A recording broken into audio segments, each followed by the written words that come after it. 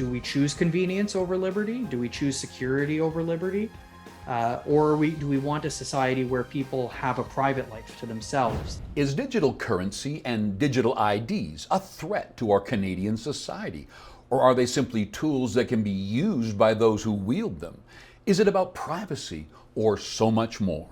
My guest today, Hatim Kheir, is one of the determined members of the litigation team at the Justice Center for Constitutional Freedoms and is expertly positioned to comment on the warning signs of digital ID legislation and the failures of the ArriveCAN Act. Today, a special episode of Return to Reason, where knowledge and wisdom intersect. Well, Hatim, it's good to have you with me. Thanks, Leon. It's good to be here. We're going to talk about a lot of really important things. And you're with the JCCF, and they just released a report in regards to digital IDs, the major pitfalls. So right off the hop, this is not a good idea, is it? No. So the thing about digital ID is at the end of the day, it's a technology, right? Technology can be used for good or for bad. There's probably legitimate reasons to want to be able to prove someone's identity in a digital sphere. But the issue is it creates a massive lever of control that has the potential to be abused. So if you have a government who's honorable, integrous, etc., then maybe you wouldn't have to worry as much. But I don't think there's ever been a government anywhere that has all the people in their government honorable, integrous, and etc. So it can be used for like what? What does this digital ID, how can it be used to hurt people? Well, fundamentally, digital ID, like I said, it's a way of proving who you are in either an online setting or perhaps by using your phone in person. But from there, it has the potential to centralize various aspects of our life. So, for example, all your IDs can be connected to it. It can be used as the point of contact for accessing healthcare. It can be used to access your banking. And once all those facets of our life are centralized into one point of control, it's very easy for that point of control to be, so to speak, shut off at will. So you like the fact that, because kids seem, the younger they are, the more they seem to like to have everything's about being easy, quick. But what I'm hearing you say is that you like the fact that a lot of this, your identification medically, governmentally, etc., you like them being separated. It creates a certain degree of security. So, earlier back in February, there was the Freedom Convoy protest in Ottawa. And in response to that, the federal government froze many people's bank accounts, not just protesters, but people who donated to the Freedom Convoy. The government didn't need a digital ID to be able to do that, but having access to that kind of technology would make it all the easier. So in the same way, through using vaccine passports, the government was able to restrict people from accessing various services. Now, imagine just tying in people's banking and finances to that. It creates one device, one account that the government could use to punish dissent or behavior that it disapproves of. Yeah, one of the concerns I've heard from people is that if you got a digital ID and a digital currency, man, do they have power over you. Could you explain that to me? Because is it a coincidence that they're both being introduced simultaneously? No, I don't think it is. And the thing about discussing digital ID and digital currency is these things obviously haven't been implemented yet. So we have to look to see what the various parties that are advocating it for are saying they want to do with it. So, for example, one of the sources we can look to understand exactly what's intended in terms of a digital ID is something called the DIACC. That's the Digital Identification and Authentication Council of Canada. This is an organization that's made up of governments and also private organizations, including banks, insurance companies, credit check companies, and they're the members of this organization whose stated goal is to promote the adoption of a digital identity across Canada. And they want to. Yes, that's their stated goal. And if you look at what they see a digital ID being used for, uh, they want a digital ID to be used uh, for proving your identity to access government services, for voting, for accessing healthcare or medical records, and also for being able to conduct transactions. So it could be tied into a digital currency. And like you said, there's also government institutions that are discussing promoting a digital currency. The Bank of Canada has stated that they are developing the technology to implement a central bank digital currency, they call it. People often say, like, what's the concern if they know where you are, who you are, what you've got, if you have nothing to hide? Is that a good argument? No, it's not. And it's the kind of argument that runs totally counter to our whole system of rights. You have a right to remain silent when speaking to the police. It doesn't matter if you have something to hide or not. That's your right. You have a right to liberty. It doesn't mean you have to trust. Oh, you have nothing to worry about if you're doing nothing wrong. The government's not going to stop you from living freely. Well, that's not how our system of rights work. Our system of rights places restraints on what the government can do, what they can know about us, in order to create, at the end of the day, a healthy relationship between the individual and the state.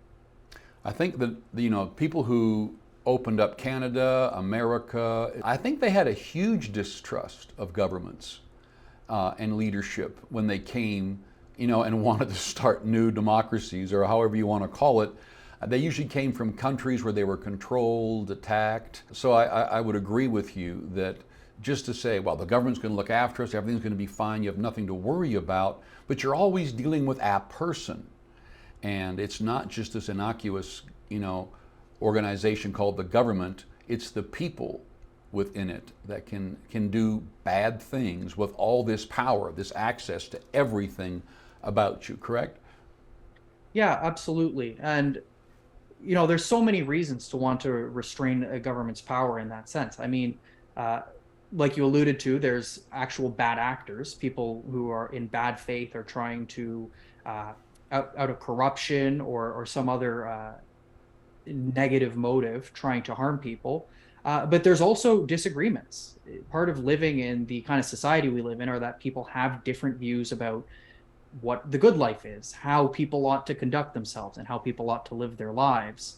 And part of having a limited government means that people have the freedom to explore those different directions that they want to take their lives in. Especially over the last 5 years, it seems like there's a lot of really fundamental issues that have boiled up in our society, and having a government have that lever of control in this case of digital ID, just allows every single one of those issues to become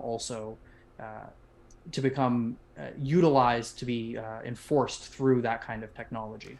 China keeps coming up when people are talking about this. Do they have some form of digital ID in place, or do you know anything about China when it comes to this?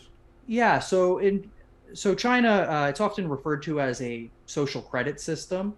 Essentially, Chinese citizens, and not just citizens, but people who visit the country, have an account that's created, connected to their identity, and there's points assigned to the account. And through the Chinese government's massive surveillance system, whether that's through online means or through cameras spread around the country, or through people who their job is to report on their fellow citizens, the government is able to observe and catch behavior that they disapprove of, and dock people points for that, or to reward behavior that they do approve of. And essentially, if someone loses points, they lose privileges. So that can mean losing the school choices for their children. It can mean losing the ability to travel. So, for example, in 2019, over 2.5 million people were barred from air travel. 90,000 were barred from rail travel because of their low social credit scores. In China? Yes. And that's a direction we're moving into if we're going to continue to do this. Yeah, I think it serves as a warning. I do think, in fairness, it's possible to make too much of the Chinese example. Right. Look at the COVID response, right? In some ways, that was very similar to the response here in terms of lockdowns. But in a lot of ways, it was very different. It was you could characterize it as more of a hard totalitarian approach in China. Uh, Right.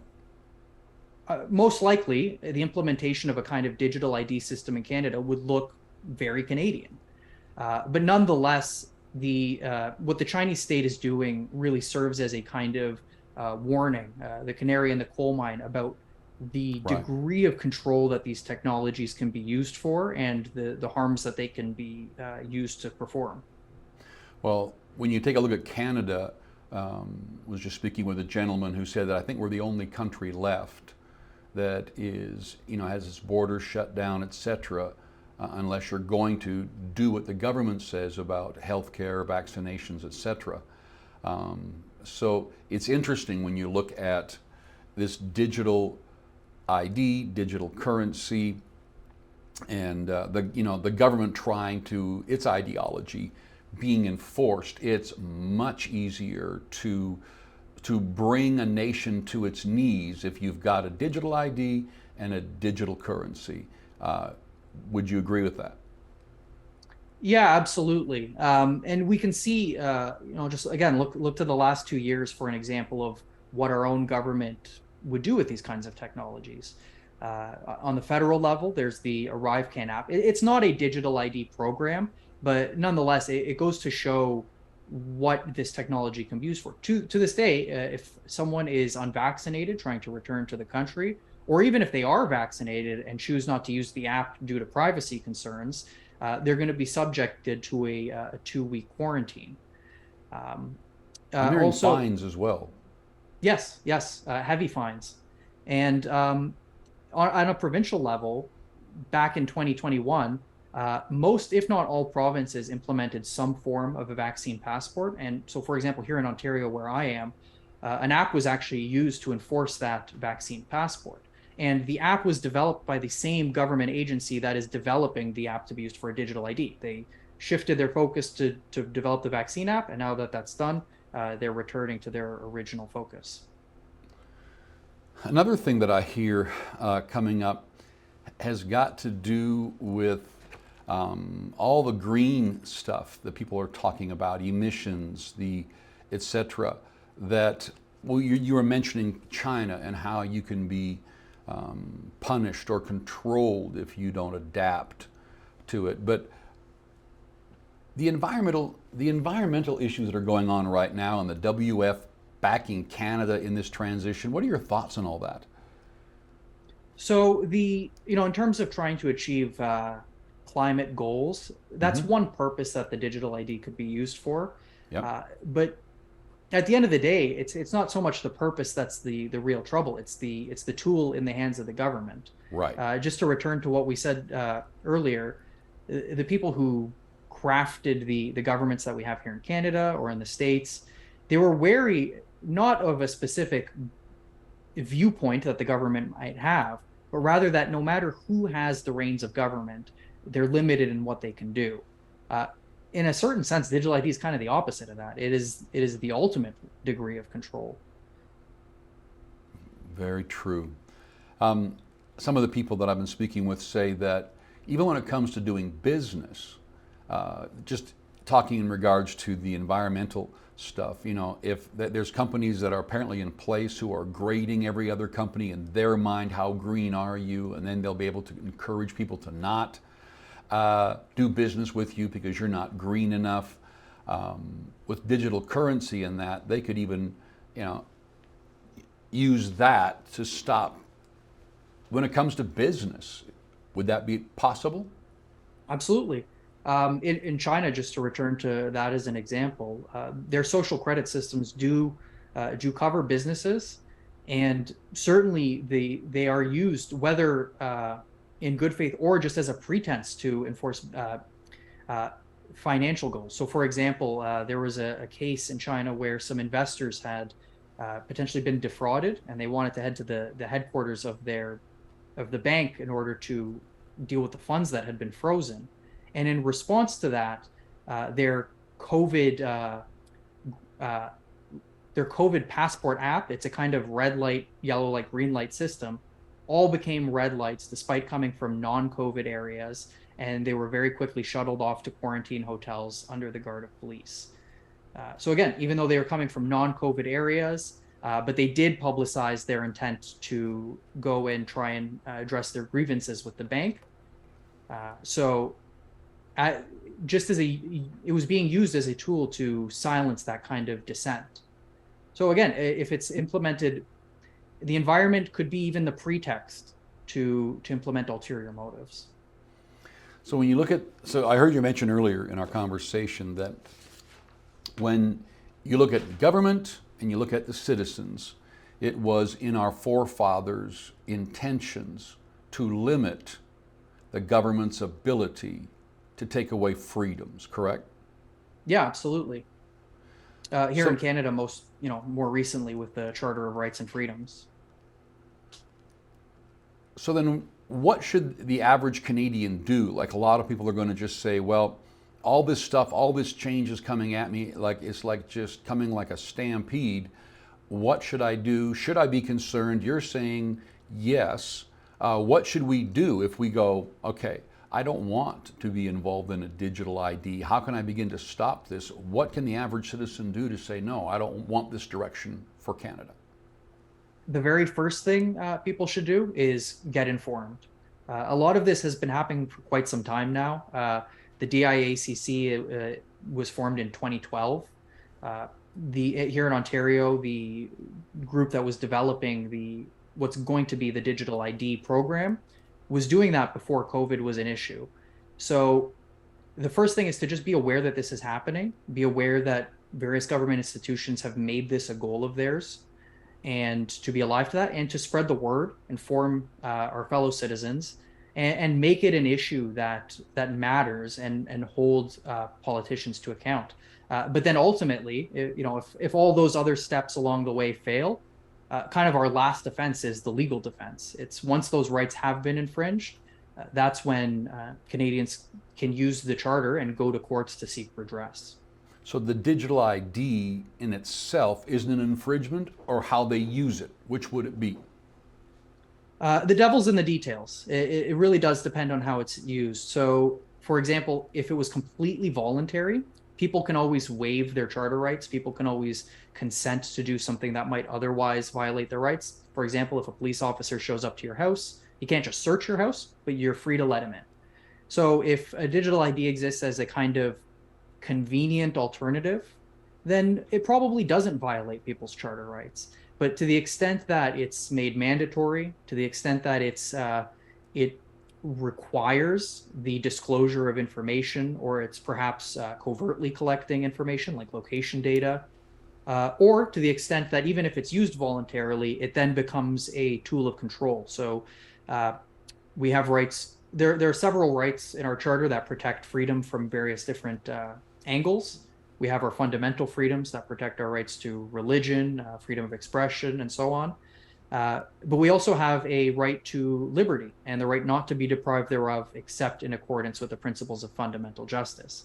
So if the government were, for example, to use a digital ID currency to freeze currencies in a way that restricted people's liberty, that could act as a right that's been infringed that people could seek to have the courts enforce. So as technology gets better and better, which is what is happening year after year, we're going to have, like you said, I agree with that, and a real awareness that to make your life easier and more secure, that you're probably going to have to give up freedoms, and we're going to have to decide at some point, no. I had a friend from Africa come, and he's a Canadian now, and he's just said, I can't believe how much security you guys want, and you don't realize you keep giving up freedom for this incredible security that you want, where he said, where we are, I'd rather have my freedoms and look after myself than give up all these rights so I can just be completely protected in every area. How do you respond to that? Yeah, as technology gets better, a lot of things they change from a question of can we do it to should we do it. Exactly. the better technology gets, the more we have to confront questions about what kind of a society we want to live in. Uh, do we choose convenience over liberty? Do we choose security over liberty? Or do we want a society where people have a private life to themselves, that there's a certain sphere within their lives that they can choose to share with others or not to share? That there's a certain sphere of activity that people are free to engage in.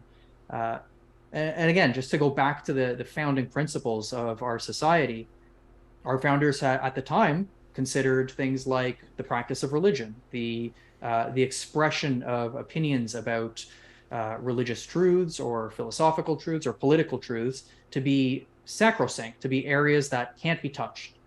And so as technology gets better, there's going to be more and more areas that as a society we have to actually confront and decide, is this something we want to protect, or is this something that we're okay with having be monitored or controlled?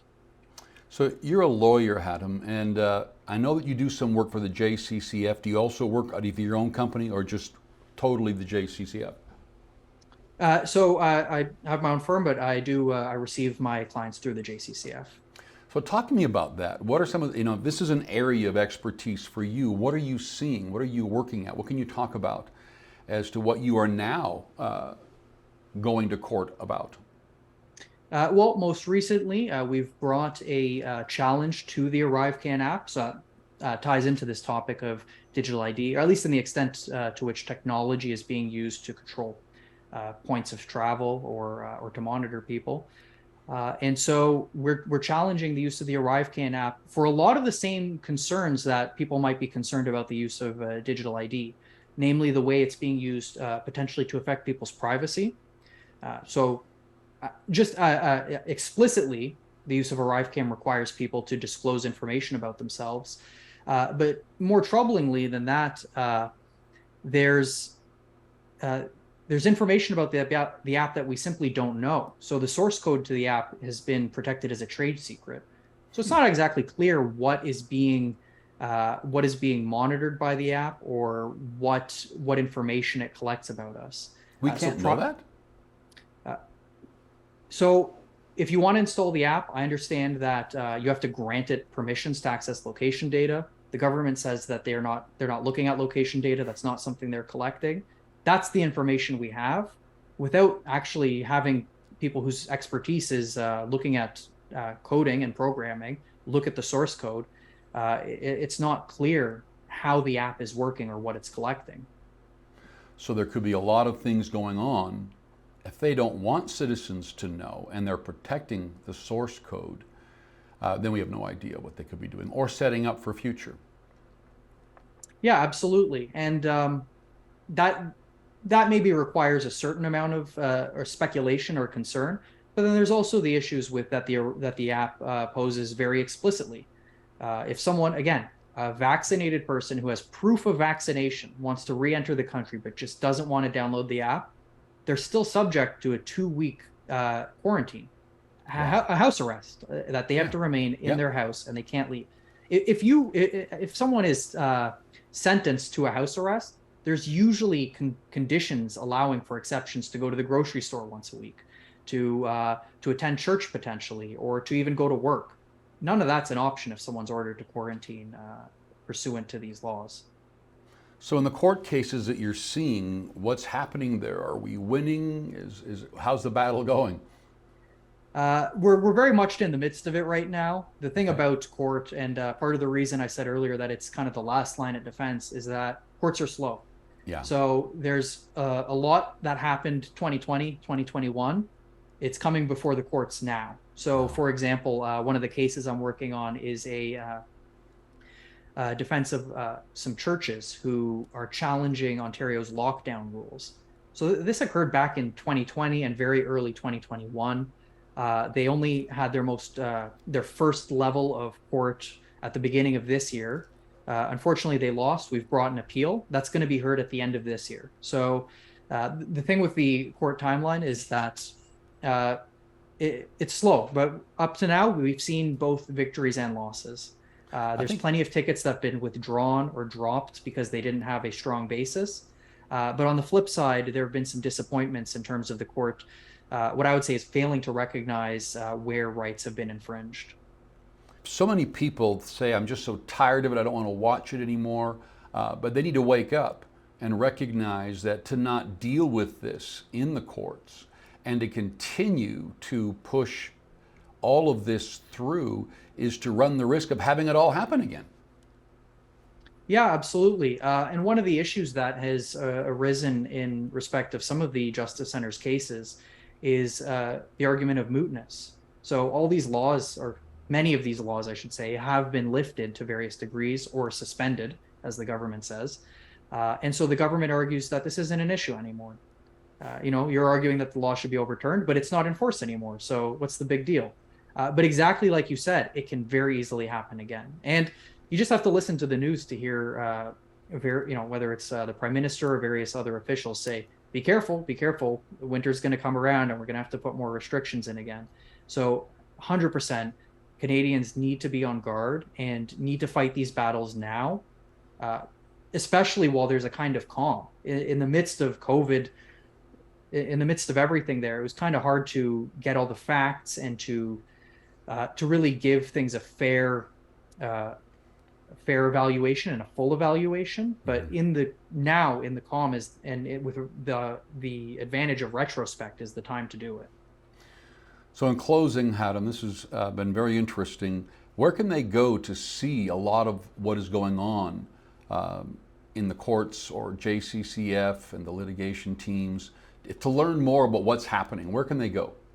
I'd encourage people to visit our website, jccf.ca. They can see there are news releases and reports that we publish. For example, the Road to Beijing report on digital ID that you referenced earlier.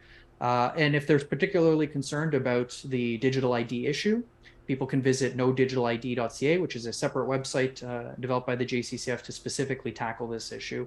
And follow us on all the usual platforms, Twitter and Instagram. Well, thank you for being with us today. Okay, thank you for having me. Thanks for watching Return to Reason. I'd like to read your thoughts in the comments section below and pay it forward. Share this video with someone. Hit subscribe and tap the bell icon so that you're notified every time I post a new video.